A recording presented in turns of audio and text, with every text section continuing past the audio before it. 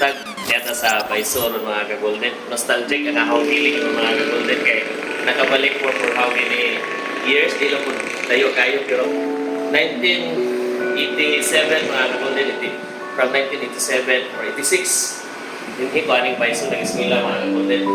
Ako rin room number 7 room na ni Sir Dunag, Papa ni Sir Dunag Kagama. Yan, bago dito ang ma'am kabata ang English na mo nga si ma'am Kuat Ilsa si Bernito Arastaas ang ka-Bernito ang Mr. and Mrs. Bernito si Papa third floor.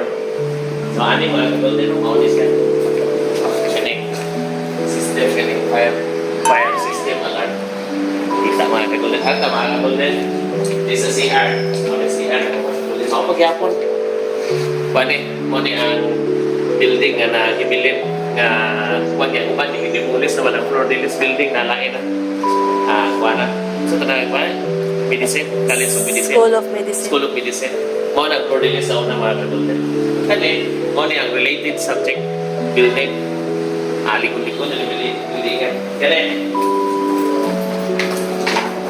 namuha kasi sa unang mga ka-golden yung mga bata palagi ini man ang pangihi niya pasisit na yun awit niya pero dili na ako makaya mga ka-golden Ay, magpong ka.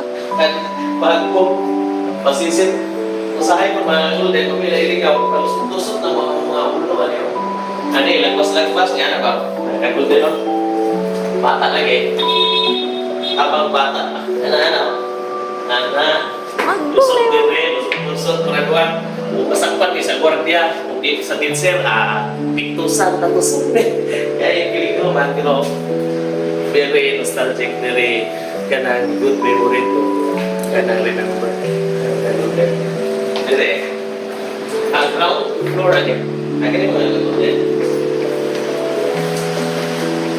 money back house ni ma'am Arunta ang mga PE teacher ano yung pamutang mga BA equipment ba mga dumbbell, mga sa patuban sa kanila niya ano niya, maniri na kaya kaya